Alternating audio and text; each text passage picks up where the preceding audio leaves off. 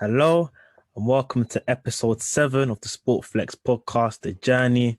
And I'm back again, happily joined by my guy, striker, Andy Somo. What's good, bro? What is good? I'm good, man. I'm good. I'm living. How are you, though?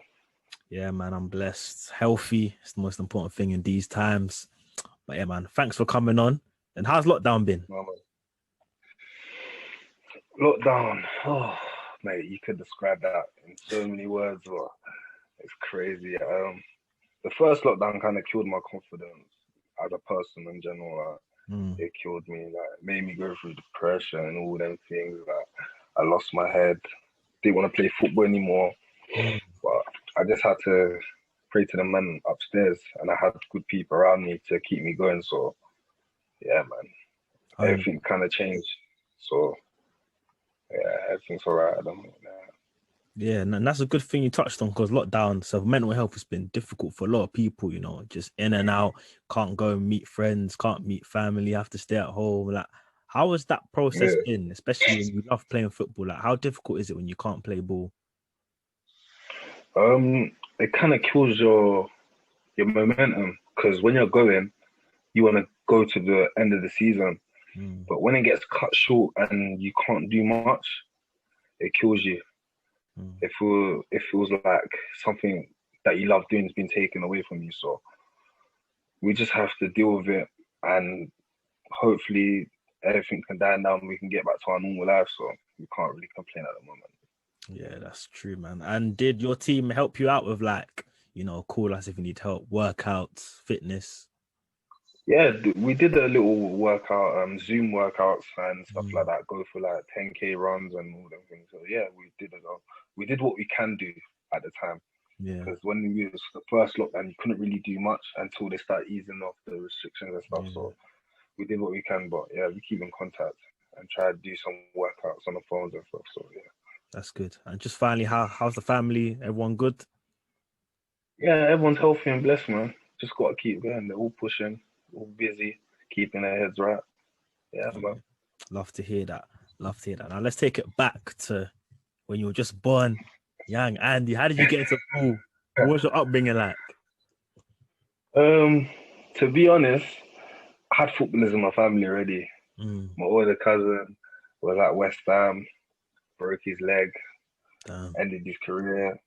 My brother was at Charlton and West Ham at youth level as well. So football's kind of been in my blood, to be fair. Yeah, football's been in my blood. Um, I just basically learned football from them. Every time kicking around with them, just learning things from them. Yeah, Yeah. so Mm. Well, when was the first time you encountered playing football? Like, what age was you? Was you primary school, secondary school? um, I think I started playing football from a very young age. Mm. Very young age. Like you could say nursery, you couldn't really count it, but you Yeah. could count it, kicking the ball around and stuff like that. So yeah, I was really into it. But I think when I got to primary school properly, like year one, year two, I started to actually take it serious at that type of age. Like Mm. I was very competitive. Like I wanted to win. Every time I lost, I'm getting angry. I'm throwing the tantrum and all them things. So Yeah. yeah, that's when I think I got into it properly. Yeah. That's nice. And when you were growing up, who were your heroes? Who did you look up to and think, "Rah, I want to be like my man"? To be fair, you might not like me for this year. Mm-hmm. Um, I didn't really watch football as much. Swear. It's like my brothers and that. No, at a young age, I was more into like watching wrestling and cartoons and stuff. Mm. I didn't really get into football until I got into like proper year three, four. Oh, is it? Like, Okay. yeah, like I didn't really watch football as much. And I grew up as a United supporter because of my brothers. Obviously, I Yeah. didn't have a choice. They put at the top of me, and I had to support Confirm them. it. Then, but further, yeah. So when Arsenal won the double, that's Mm. when I became an Arsenal fan, and ever since then I never changed. So people might call me a glory hunter, but it is what it is. It is what Looking it at it is. now, you should have stuck with United, bro. You would have had a nice secondary school. Nah. I've always been an Arsenal fan for 2004. I keep it that way. I wouldn't change that. No, I hear that, bro. So how was it in school? Like when you were in school, how was it? Was you a good guy? Was you distracted? Was you focused on ball straight, like you said? Okay, cool. In school, I was a bit of a troublemaker, you could say that, but when it came to football, I tried my best to get like to get into the teams and stuff. And every time I got into the teams, I was never playing my age group from Mm-hmm. young. So Okay. I was always playing the years above. So let's just say when I was in year four, I played year five. Mm. When I was in year five, I'll be playing for the year sixes. So that's how it was. I never really paid my age group at all. Only to where I got to um, youth level, Mm-hmm. then I started playing my age group and stuff like that, and some above Oh, age group. So yeah. serious? Did you play any other sports? Was it just football, or did you do athletics? To be fair, I always used to think I was just the fastest man in the world. Before we used to think about these Usain Bolts and stuff, I thought I was Mm. fast. Every time it's like I was so competitive. I always wanted to win. Like even if it was cricket, I have to throw the ball the furthest I can. If Yeah. it's basketball, I have to get bare buckets. Even Mm. if it's tennis, I have to get a point. Like Yeah. I'm just competitive, and that's just who I am as a person. That's a good mentality to Yeah. have, man. Always competitive. Mm. And then when did you So like? yeah. Was you always like a striker from a young age, or did you just convert? No, I've always been a striker. I Always. think that's just in me and my family. Everyone's a strikers, so it's Mm. been in me to be a striker. So yeah. You don't like to playing defense is bare long, isn't it? No, but I don't have the energy for that. I just rather stay out there, they throw the ball, I'll run for it. Them ones where you're in school, like certain man just play defense, play and goal, but you up top. So man, I try to play defense to clap you and stuff, man. They don't care, man. Yeah. Literally. So who was like the first team you played for? Like your The first team I played for um was Penge FC. Penge FC. As I can remember, it was Penge FC. And that was Saturday, so them times you had to pay to play. So oh you're paying wow. like £1 to play and stuff like that. Mhm. So I remember it was Penge FC. Yeah. And how was it And that like at was that age?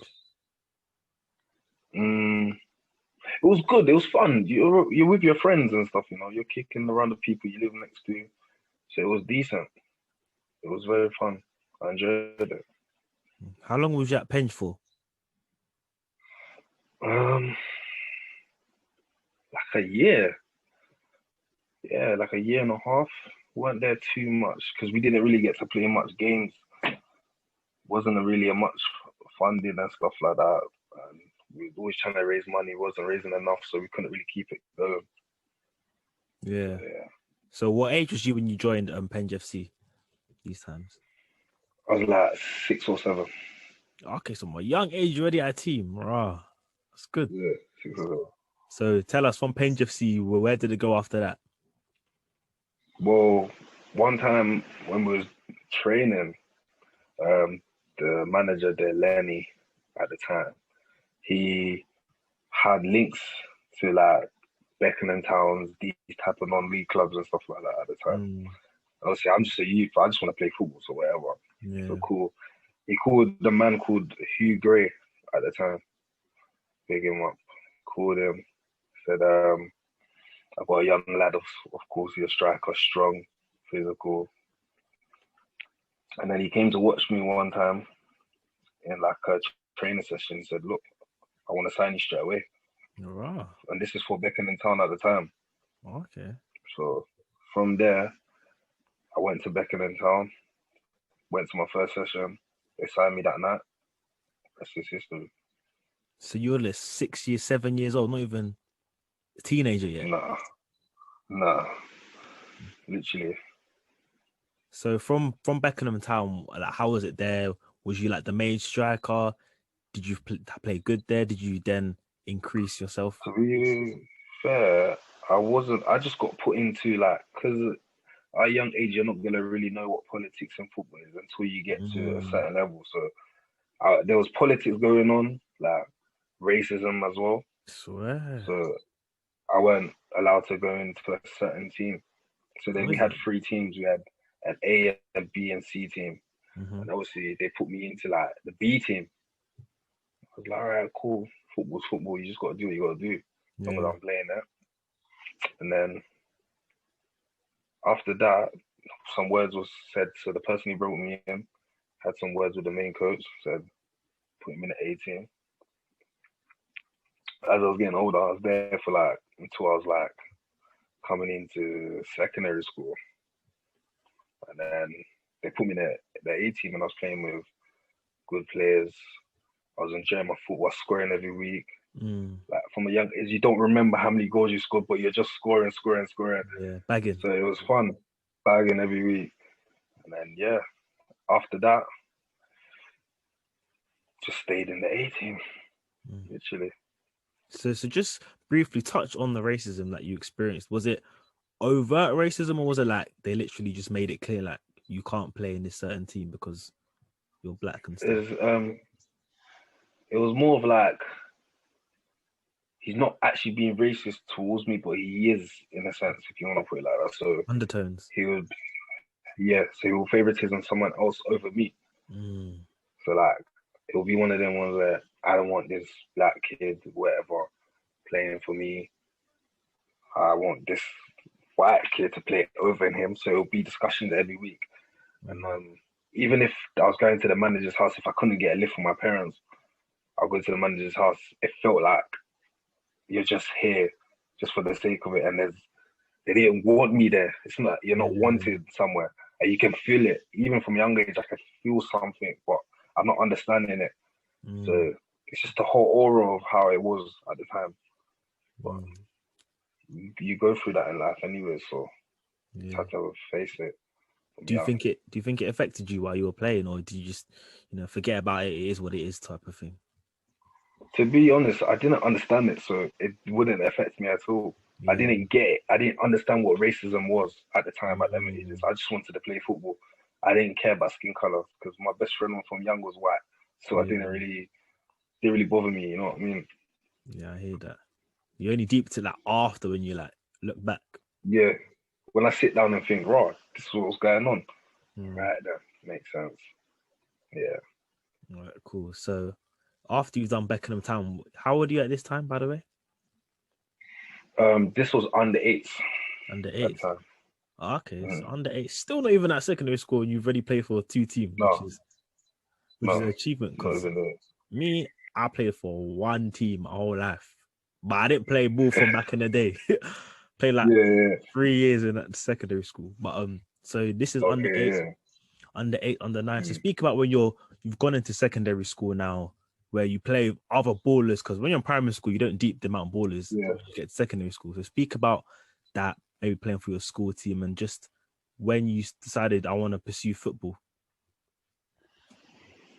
To be fair, I've always wanted to pursue football. It wasn't when I got into secondary school. I've always wanted to be football because when I got to that certain age, I started watching the game and I started understanding it through my brothers and stuff. So I always wanted it. And what made me be better at it is I ran a lot of professional ballers. They weren't professional, but they're at professional clubs.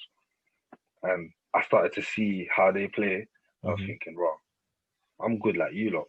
Yeah. What does it need to take for me to get to that level?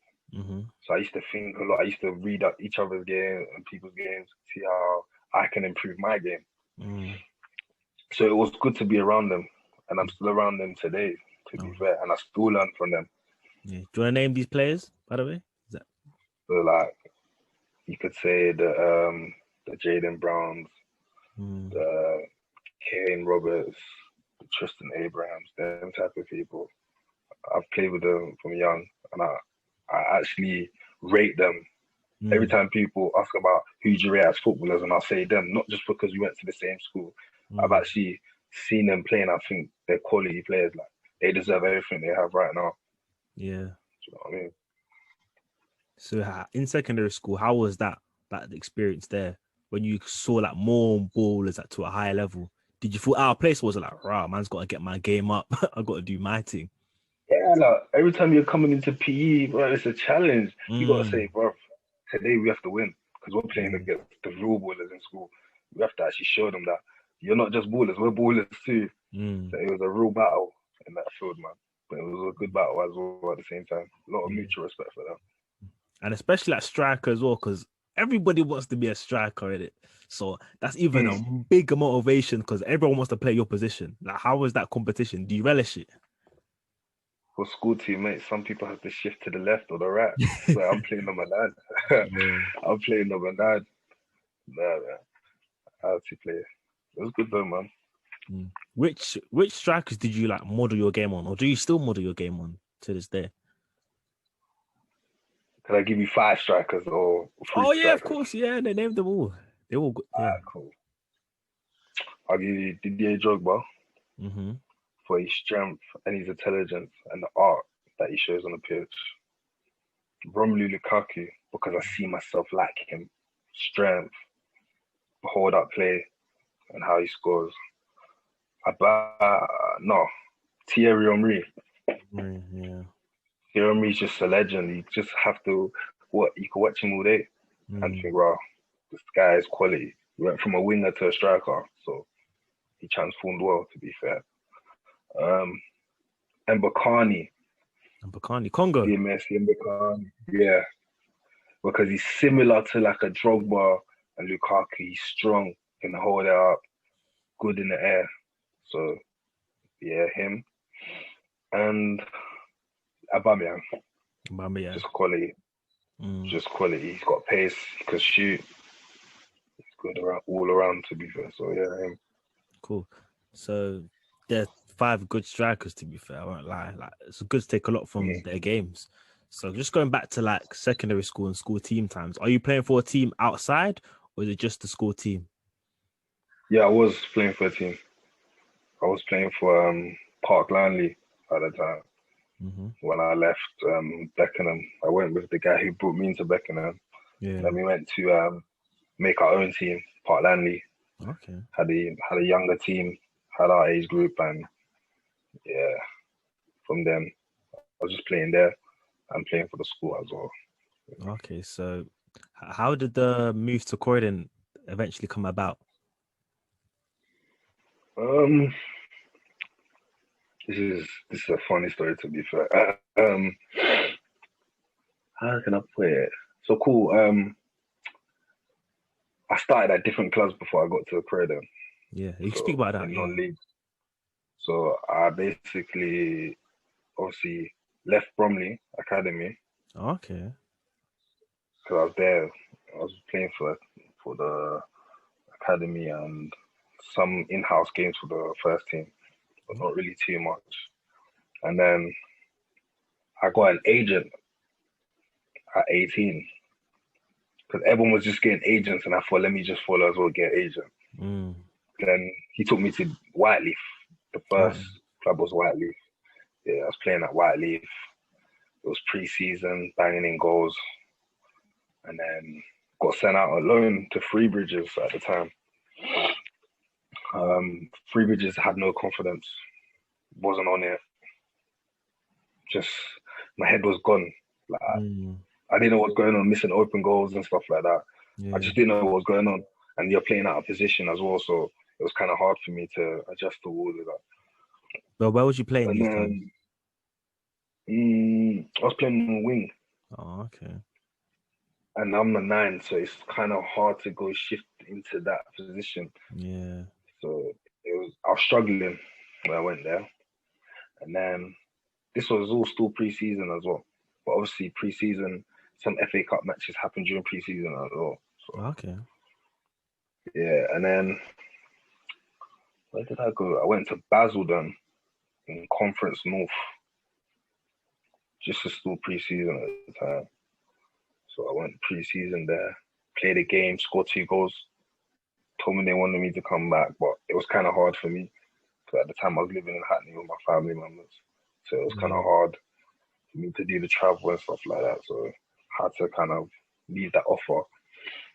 And then after all of that, I went to Croydon. I was behind a striker. I wasn't starting. Had to prove myself. So kept working. Got into the Croydon squad. started scoring now. Mm-hmm. I think my first goal was just a silly deflection. Like it's one of them ones that just hits you in the head and it goes in. Mm. And then playing there, it was good at one point. And then I think a morning we had a match, and obviously my organization was wrong. It was just all over the place. I've woken up at the wrong time. I've checked the group chat, and the time that I've woken up is an hour after I'm meant to meet. Boy, So, it's long. you know, when you're playing non-league, the gaffer's not gonna have that. Mm-mm. And obviously, I'm still 18 at the time, Mm-hmm. so I'm still young, trying to figure myself out. Tried to get to the game, couldn't get there. Then kind of left it on a bad note and just didn't go back there. Then Hackney Wick now. Went to Hackney Wick. It's the worst experience of my life. How comes? Worst experience. I like the manager and stuff, and the owner, but the biggest mistake of my life. I was playing week in, week out, but I wasn't playing as a striker. Again, wing. Again, no, I was playing left back. Left back. Left back. Wait, so when you went there as a striker, the man's like, nah, you're going left back. He didn't know what position I was, and I'm telling him I'm a striker. So he said, no, you're a left back. All right, cool. So one training session, put me up front, bag the hat trick. Mm-hmm. He said, you're still not a striker though. Damn. So I feel like he's taking a piss out of me. Yeah. And because I was young at the time, I was thinking, nah, man, this is coming towards the end of the season now.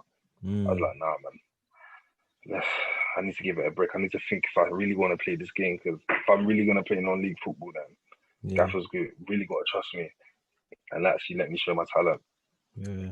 But yeah. Also, just to interrupt there, was you said you were 18, so was you at college at these times studying A-levels? I just finished. So that's going on to like 8, 19. Yeah, so I just finished. And I've gone into non-league. Yeah. So you've not gone to uni these times? No, this is a year before going into uni. Oh, okay. Good. How was it? Was it hard juggling football and studying at the same time?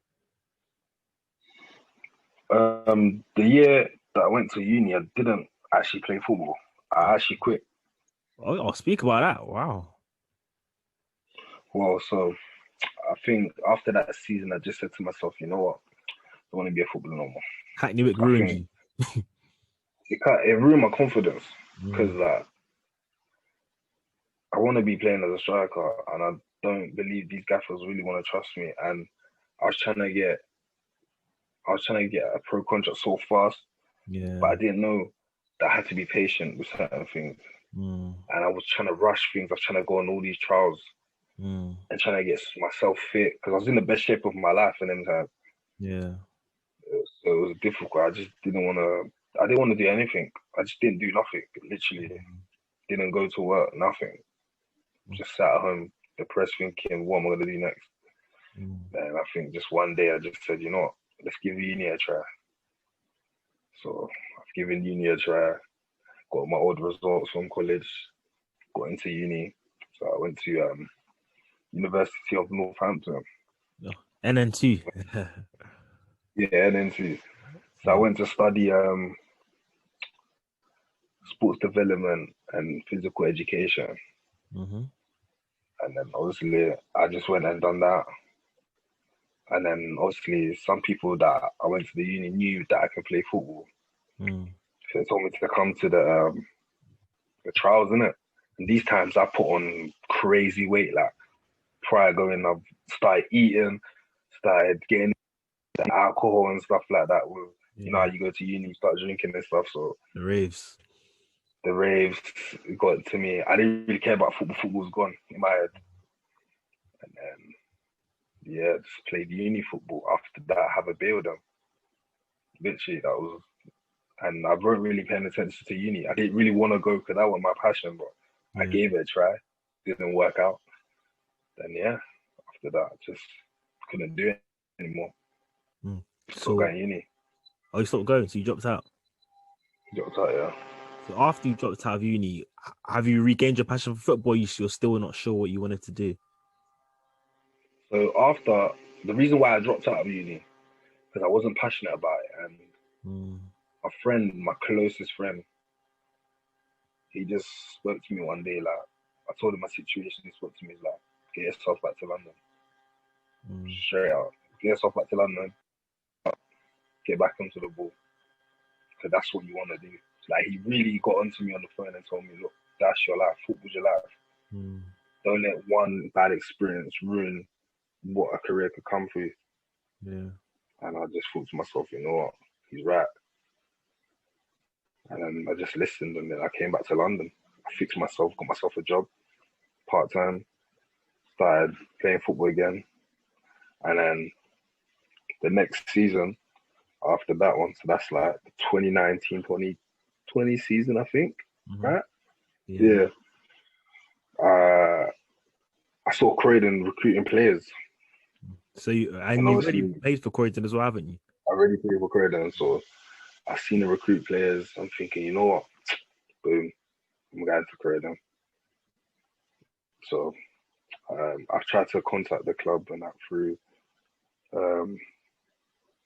Twitter. Obviously, they've given me the gaffer's number. I've called the gaffer, I spoke with him, I had a word. Cool, he told me come to the game, innit? Cool. Come to the game.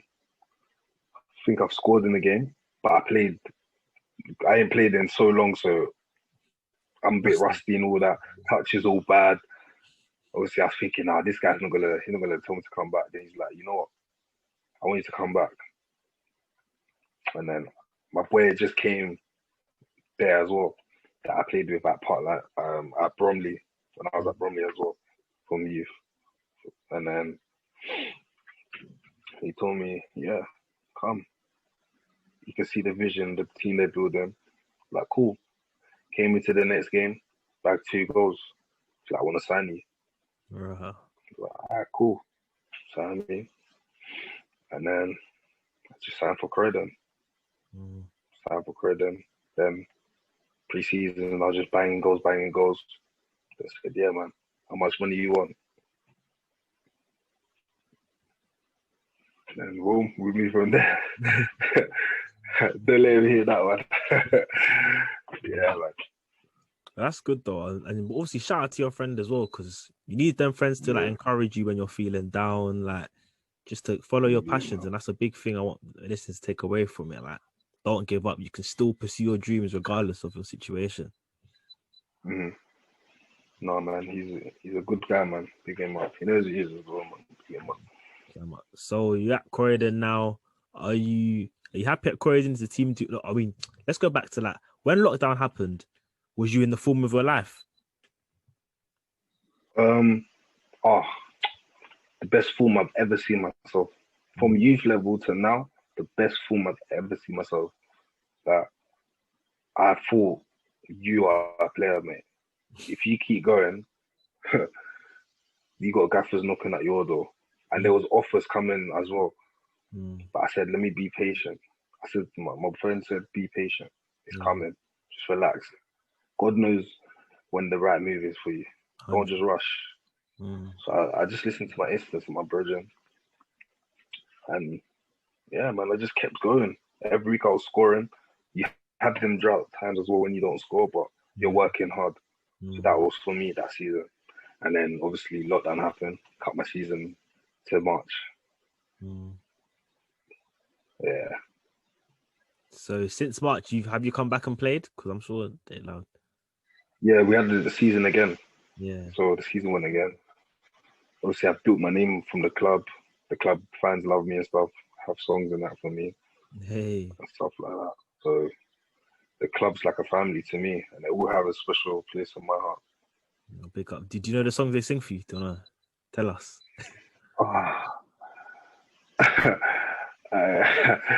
I think it's there's only one Andy Sermon, one Andy Sermon, walking around, singing the song, walking into Wonderland. I like that, man. I don't remember. You get me? I hear that. I don't remember. I just like to listen to it, man. One of them, man. But what's it like playing in front of a crowd? I know it's not a big crowd, but even at non-league, like local man go to the games, like Croydon FC, all of that. Like, what's the difference between having the fans and not having the fans? The fans bring something different. Mm. Like when you're losing 2-0, and you're trying to get them goals, the fans are really building you. They're singing, they're trying. Like, you need that at stadiums. When you don't have fans, you don't have that belief. Yeah. You don't. It's like you don't want to come back in a game. You just both, whatever. Mm. But when you have fans, they give you that belief, like you're gonna get back in this game. Yeah. So having fans is actually good. Okay. And just like speak about what's the most difficult part of your journey so far, would you say? Being impatient, Mm. like I said, wanting to get to the top so quick, but not understanding how to get there or what to do to get there. Yeah. So that's been one of my up down. So What's the next steps for Andy Somo? What are we expecting? What's your dreams, your ambitions? Because you're still a young guy, you're young. yeah, me, I don't really like to talk Mm. too much. I let the feet do the talking. Wherever you see me at, I'm there. I Yeah, hear that. so whatever happens, happens. If I'm Mm. at the top, I'm at the top. If I'm on my way there, you'll see it regardless. Mm. You just have to wait and see, man. Yeah, you're on your way there, man. By the grace, you'll make it to the top. Appreciate it, You've man. got a right ethic. I'm praying for you, man. I'm backing you. You got Appreciate this. Appreciate it. Lagging, keep doing your thing. Appreciate it, man. But But anyway, my one dream, yeah, my go on. one dream is to I've always said this, is to play for Congo and captain them. Congo. If I DR do Congo that, you from? yeah, Democratic Republic. Okay. That's who I want to captain, and I want to score in the African Cup of Nations. Of Even course. though people say it's shit in that, but it's something big for me. If I could do something for my country, Yeah, man. then it's something big for me. Yeah, man. And play Champions League football, of course. You know what I'm saying? You'll Who wants to do that? Yeah, man. the motherland and Champions League. Nah, you'll get there, man. Application mentality, you'll get there. Mm-hmm. I Congo, appreciate it, man. you've got decent team. Got Balassi in it. Balassi's there. Yours. Velasquez, DMS, Bakani. Bakani. He's still playing. Yeah, he's still playing in Belgium. Who we got? What's his name? I forgot his name. I forgot what their name, man. Spare names, man. Yeah. I can agree with you. I'm from Uganda. And we beat you in the last AFCON, by the way. Just to let you know. Yeah, it happens. Happens. Yeah. Anyway, since you're a striker, let's get who's your top 3 Premier League strikers of all time. All time.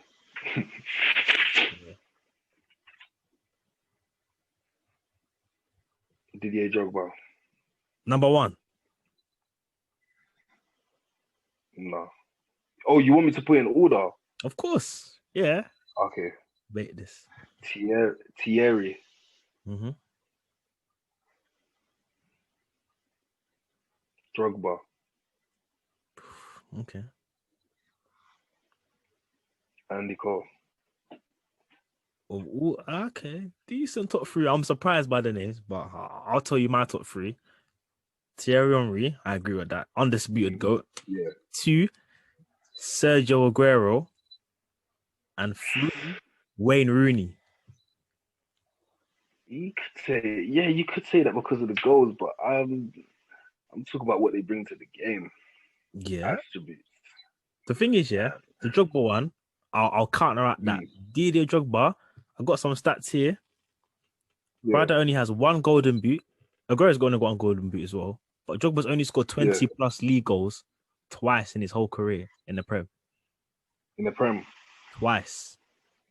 Well, think about it like this. He scores in the big games. I'll give Champions League finals, FA Cup finals. He's a final man. Aguero, he scored in the last minute, but he hasn't been in a final to win you a trophy last minute. true. But Aguero's goal, that's probably the most clutch goal in Premier League history for sure. Drogba's clutch. Yeah, Finals he's and that clutch. Drogba, he's like, no one can chat to him on the clutch. But No, of course not. highest ever goal scorer for Man City, 4 league titles. You know, That's a good top three though. That is a very good top three. That's very yeah. I was finding it difficult between Rooney and Aguero because Rooney, I think he was quality. So between him, Rooney was good. yeah. Rooney was very good. I like him as a player, but he's just not my top three. Yeah, but Andy Cole, that's a surprising one. I never had anyone to see Andy Cole top 3 of all time. Andy Cole's a top striker. Him and Dwight York that was together. 99 Champions League. Yeah. Done the treble. What can you say? I hear that. I ain't seen Aguero do that though. Aguero, he hasn't, but he's won league titles, big goals. Aguero's a big game player, by the way. You need to put on his name. No, he is. I rate Aguero, but he's not my type of striker, so I wouldn't really put him in my top 3 out. Yeah. Okay, man. But he's a bit too injury prone as well. That's the thing, coming towards the end of his career. Yeah, man. It happens, man. Okay. In the Prem right now, not of all time, currently playing now, who's your top 3, would you say? Top 3 realistically. Yeah. Number 9s or number 10s or... We'll go straight strikers, number 9s. No, not forward. So don't put like Mane in that. Put like number 9 straight up strikers. Oh, there's not really much strikers. Okay, cool. Harry Kane. Wait, John, would you want that?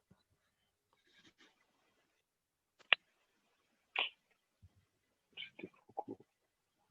You know what? I'm gonna go with what's his name? Plays for Southampton. What's his name? Danny Ings. Him. Danny Ings. Mm-hmm.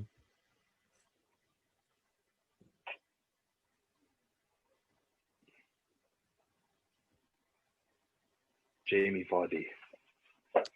I had 2 of yours still. How could I? Yeah. I went Jamie with Harry Vardy. Kane, number 1. I think no one's better than Harry Kane in the league. Yeah. The thing is, I want to put Aguero, but it's like Aguero. No, you can't. He's injury prone. Yeah, you can't. Do you know why I put Jamie Vardy? Jamie Vardy is class. Respect. Come from one league, come to the championship, to the premiership, and every year he bosses it 20 plus goals.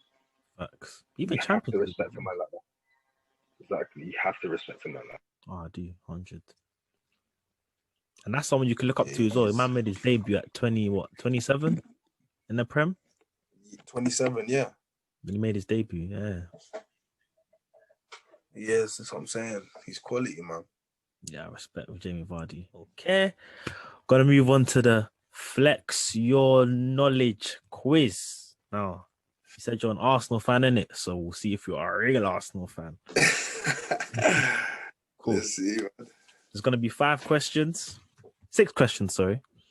Okay. And the last question is a big bonus point question.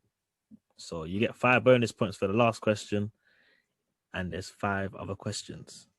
You ready? Yeah. Yeah, cool. Who has the most appearances all time for Arsenal? Is it 1, Tony Adams, 2, David O'Leary, 3, David Seaman, or 4, Lee Dixon? Tony Adams. Is that your final answer? Mm-hmm. And that is wrong. But for bonus, yeah, it's not Tony Adams. David O'Leary. He's got the most. Why did I think of him? He's been long server. But you can get a bonus point in this question if you tell me the amount of appearances David O'Leary had. If you can guess that. If you get it within 10, I'll give you the full point. I'm going for 400 appearances. Sorry about that. That is wrong. It was 722. 722. Yeah, but 20 years that done. 20 years still. 20 years. Oh, fuck. Yeah. Anyway. Question. Let's move on. We will. They don't get easy, by the way. I'm not saying it's not an easy thing. Just let you know. Cool. Number 2. In the 2015 FA Cup final, Yeah, Arsenal beat Aston Villa. What was the score at half time? Was it A 1-0, 2, what B 1-1, C 0-0, or 4-2-1? 1-0. 1-0. That's correct. Well done. And for a bonus point, who scored the goal? Theo Walcott. Hey, you know this thing, yeah. Come on. Respect. Half our friend of the day, man was like, huh? Didn't know. Nah, man. I watched that game. That's what I remember. Yeah, the 4-0, yeah. 4-0. Yeah. Number 3. How many times have Arsenal won the Carabao Cup or League Cup, as what it's called? Is it A, 8 times, B, 2 times, C, 5 times, or D, 6 times? In the whole history of Arsenal, the Carabao Cup, how many times have Arsenal won it? So there's 2 and there's options. Yeah, there's 8 times, 2 times, 5 times, or 6 times. I'm going for 6. 6 times? That is wrong. What? The answer is twice. Arsenal have only won it twice in their whole history. Do you know I'm a fool? Boy. I had that in my head, but I thought, let me be cheeky and go for 6. Nah, I had the answer. Yeah. Well, cool. You submitted, is it 8 you said? That's wrong. But for a bonus point, which is you can still get, give me a year that Arsenal have won it. So the 2 times they've won it, tell me the year they won it.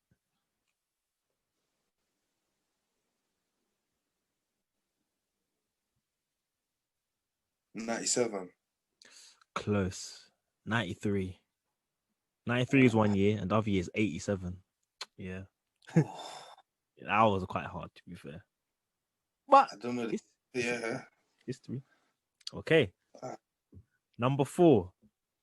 Who was Arsenal's Premier League top scorer of the decade from 2010 to 2019? Is it A, Alexis Sanchez, B, Theo Walcott, C, Olivier Giroud, or D, Robin van Persie? From 2010 to what? 2019, that decade.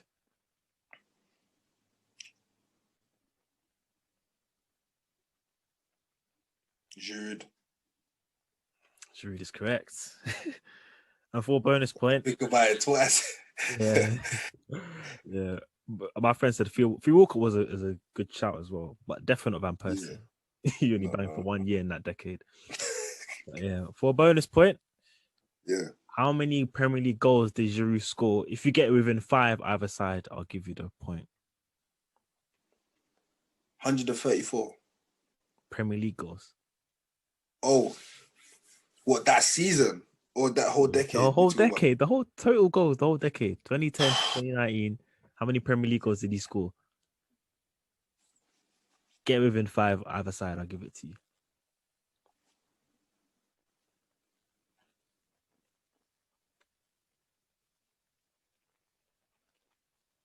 $220. 220. No. What are you talking? My head's all over the place. I can't lie. You're buzzing. Man said 220. I mean, if that's your answer, we will go with it, innit? I'm going 500. 500. 500, bro. I can't really think. I can't think. So sorry. Are you okay? 500. You know he'd be the top goal scorer ever if he did that. But anyway, the answer for the club, the answer was in all-time Premier League goals. But he scored 73 Premier League goals in that decade. My man said 500, you know. That's I said 500. And these questions are just confusing my head. I swear to you. That's an easy question. How many Premier League goals did Olivier Giroud score for Arsenal? That's the question. I did not understand the question. That's why. He joined in 2012. He left in 2018. But anyway, we move on. Number 5. Speaking of Giroud, who did he score the scorpion kick? Remember that goal? Who did he score it against? Was it A, Bournemouth, B, Swansea, C, Crystal Palace, or D, West Ham? See, Crystal Palace. Yeah, man, even let me finish. Yeah, Crystal Palace is correct. For a bonus point, Yeah, what was the score in that game? 3-0. Very close. It was 2-0. Sorry about that. Yeah. Now, for the big bonus question, number 6. In 1 minute, no, in the 2006 Arsenal lost the Champions League final. I'm sure you heard of it. But in 1 minute, name me the starting 11 who started for Arsenal. Do you understand the question? Do you understand the question? Oh, Do you understand the question, first of all? yeah. Cool. Are you ready? The 1 minute, I'm going to get my time out. Cool. Starting from, hold on. Now, go. Lehman, You carry on. Lauren, Sol Campbell, Carry on. Seedorf, Go on.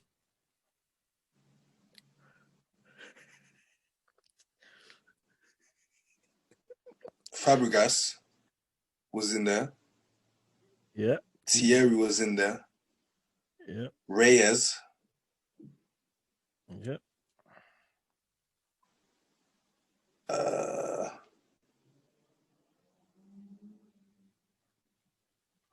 20 seconds. That's what I can remember. Is that it? That's what I can, That's what you that's can what I can remember. remember. You got 10 seconds. I saw you got a few times. That's what I can remember. That's what I can remember. Yeah, cool. That was a very out of everyone you named, you got 4 correct. You got Lehman, that's correct. Sol Campbell, correct. Fabregas, correct. And Henry is correct. Man said Seedorf. Seedorf never played for Arsenal, so I don't know where you got that. Not Seedorf. I mean, what's his name? Oh, Senderos, you meant. Senderos. That's it. Still wrong, regardless. But I hear that. Okay, Senderos. You said Reyes. Reyes. Nah, he didn't start. And you said Lauren. Lauren didn't play. The lineup is you missed out on Emmanuel Abue. He was right back. Oh my gosh. You missed out Paulo Toure. Yeah. Toure. You missed out Ashley Cole. I don't know how you missed out Ashley Cole. You missed out I Robert thought he'd gone Perez. by them. Nah, he left. Oh yeah, he left 2006. Yeah. He left. You literally after that game. Perez, you forgot him. You forgot Gilberto. You forgot Kleb, and you forgot Lundberg. You missed out a couple, man. There still. So you don't get it. So out of that, you got. You have to give me another question. Another bonus to catch. I'm sorry, man. That's it. Maybe next time you come on, there'll be one question. But for now, that's it. You've got 4 out of 15. Which, to be fair, the most someone's ever got, I think, is 8. I think Ed Lucas got 8. My last guest got 8. Yeah, that's the highest so far. To be fair, when it comes back to the history like that, I'll only know from 97. These were all from 97 onwards. So no, it wasn't from 97. It was before 97. Thought it was called the Barclays League. There was only one question. Yeah. The League Cup one. What do you think you should know? The one you asked me about appearances, I was never gonna know that one. Okay, appearances. You should know the person. The number, I'll give you that. The person. No, I actually thought it was Tony Adams. Tony Adams is a good guess. Tony Adams, I think he's 2nd or 3rd. Tony Adams is a good guess. Yeah, I actually thought it was Tony Adams. But yeah. Damn, I'll do my research next time. You do your homework. Anyway, let's go on to listeners' questions. I can tell mine's still burning.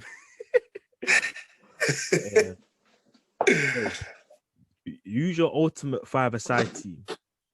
Use my ultimate 5-a-side team.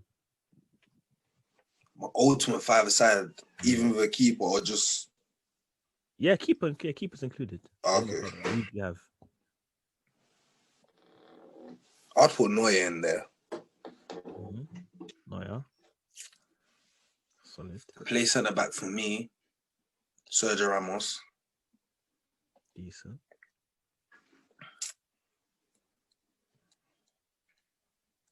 I have Xavi and Iniesta now. Xavi Iniesta. So one more. Then shoot up front, I'm putting Thierry. Solid. Xavi Iniesta's a bit. They'll get weighted off a bit still, but It's not about weight. It's not about weight. It's about technique. on either side, you need man that can bum. Yaya Toure. Nah, you gotta be technical 5-a-side. It's a technical game. True, it will be technical, but they'll get bodied. Yeah, man. Forget about they can get away quick. Yeah, Let's say that with their feet. who do you have as your manager? Arsene Wenger. Wenger, okay. Not just because he's an Arsenal ex-manager, because he's intelligent. Yeah, he is. Respect. What he does. Yeah. Cool. Probably heard this before. Messi or Ronaldo? What side do you want? Messi. Yeah. Ronaldo's a hard worker. He does what he needs to do. But Messi, you're never going to ever see a player like Messi. Ever again. I agree. Messi is just unique. He's a unique player. Like, he's so talented. It's so unbelievable. Like, the stuff that he does on the pitch, we'll never see no one else do it. It's crazy. I agree. Like Messi. But I don't think we'll see another Ronaldo either. No, we'll never see another Ronaldo because Ronaldo's work effort is completely out of this world. He works his socks off. Like, he wants everything. He wants to be a winner. Every time he's on that pitch, he wants to be a winner. Do you understand? So, yeah. Who would you say are the most talented players you've played with? Like you personally. Most talented players I've played with on a pitch. Yeah. Most talented. Okay. Jaden Brown.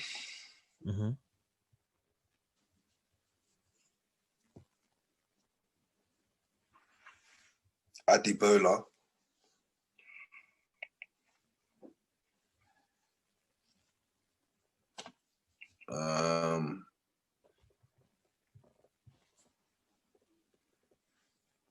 Tom Collins. They're them three.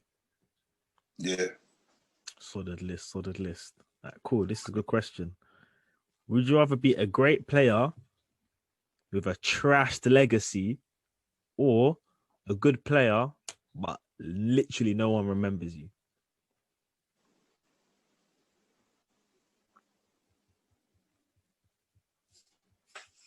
That's a tight one. To think about that one properly.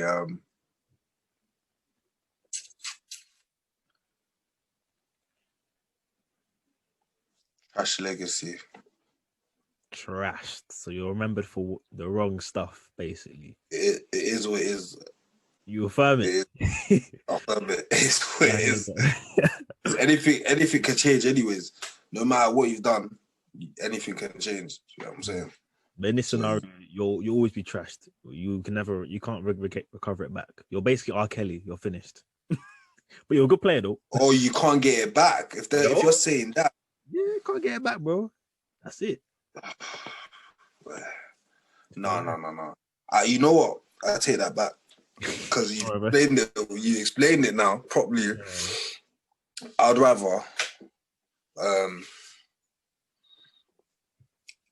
no one remember me. Is it? It is what it is. Cool. Don't remember me, I don't give a toss. I played where I played. You done your job. I know what I need to do. Yeah. Because I asked a couple of my guests. Some have said, you know what? There's no such thing as bad publicity. But some have been like, you know what? I'm not trying to ruin my legacy. I want to be remembered for good. So I like that answer. If they remember, they remember. If they don't, they don't. I've done what I did. It's true. But like you walk down the street, like you done your thing, but everyone's like, no one knows you. Do you care about that? No, man. I don't care because I want to live a private life anyways. I don't care if you remember or not. As long as my privacy is met, I'm not bothered. Say nothing. Okay.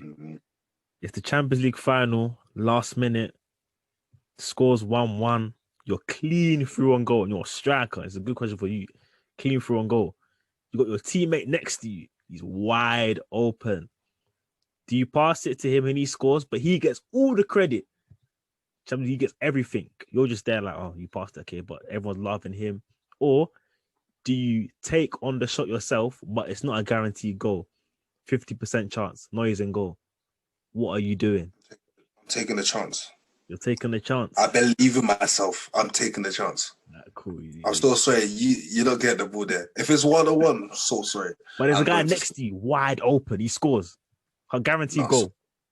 No, sorry. I'm selfish. Striker, you gotta be selfish. It's true. It's Is true. what it is. He's a killer. He's a killer.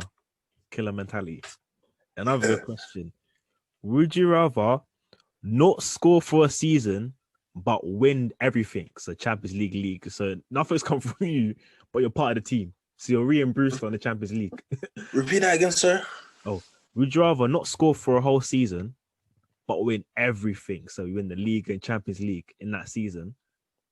Or would you rather retire but you don't win anything for the rest of your career? Okay, it's two things. You retire, you didn't win anything. Yeah. You have nothing to honor yourself about. Yeah. But here, you can score no goals, So but you've won something. You haven't contributed, but you get a medal. It's Ryan Brewster in the Champions League, basically. Even if I didn't contribute, I'm enjoying that medal. I'm so sorry. I've won the Champions League.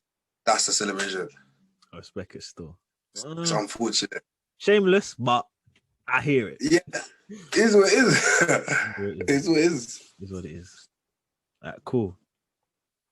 This another one. Would you rather lose the league and your rivals lose the Champions League, or would you rather win the league but your rivals win the Champions League? Do you get? So think of this. You see when Arsenal was in the Europa League final, yeah, against Chelsea, and Tottenham were in the Champions League final. Would you have rather Tottenham won, but Arsenal would have won the Europa League? Or basically, would you have said, if we lose, Tottenham can lose? I would risk losing if it meant Tottenham. I promise you, I would risk losing the league for Tottenham to not win nothing. So in this scenario, the Ops can't win. If you don't win, so you can't win. Now your Ops can't win. If Arsenal can't win, Spurs can't win. Sorry, I can't ban anyone anymore. But you can both win. You can both win. No. Yeah, I'd rather them just be trophyless and they keep going on for years. And you be trophyless as well. We wouldn't really, if we've won something before them, we wouldn't really be trophyless. True. But say in this scenario, like no one's won anything. Let's just say equal. But we can check the history and see who's won more trophies. Okay, fair. Yeah. Is there anything you'd change in your footballing journey so far?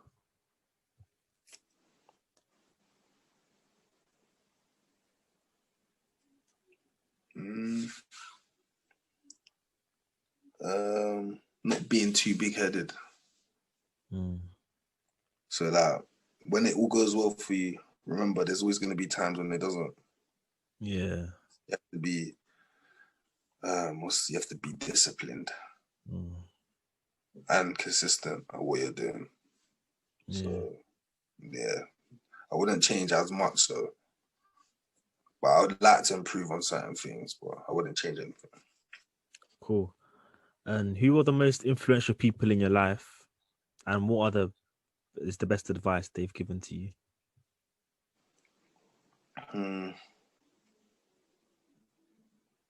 My mum. She just tells me to keep your head high and let God do the work for you.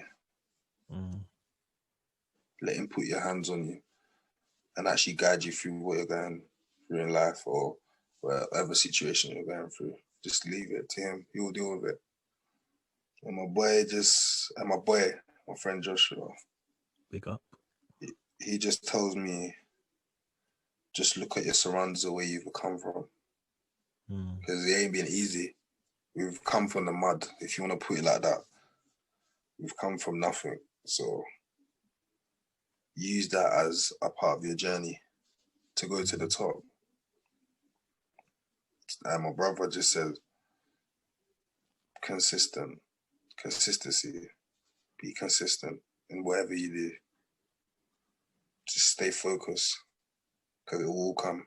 Anything you do in life will come if you keep working. So them three people, solid. 100%.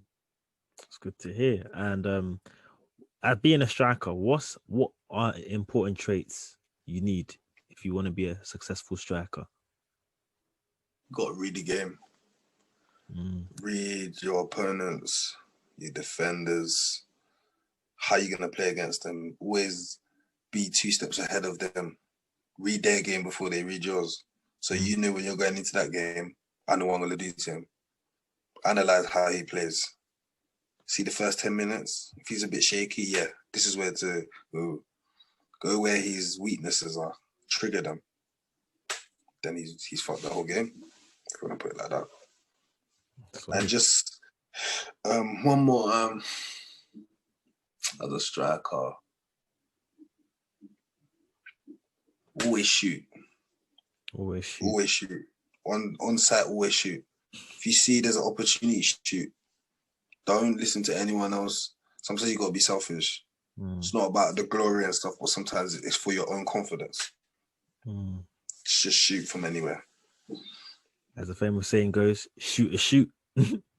Exactly. Shoot a shoot. Also, what advice would you give to like young ballers coming up now who would want to make it, or just a general life advice to people? I would tell them don't rush. Don't rush. Don't rush. Be patient. Work hard, because football ain't an easy game. Like, football's very hard. Training every day, matches every week. Could be 2, could be 3 games a week. You never know. Like, just relax. Enjoy your youth football. When you get to non-league, that's when you start to take things proper serious. Because non-league, mate, when you're in the changing room, they're taking the piss out of you in that changing room because you're young. I learned how to be an adult, mature, because you're going to be around a lot of people that have matured and stuff like that. So take your time and just read the game, because non-league ain't easy. Non-league, they're ready to smash you. They don't care how old you are. They're going to smash you. But be ready when the time comes for you. Always be on the coaches and tell them, look, Gaffer, give me a chance, give me a chance. Work hard, show them in training that you want it.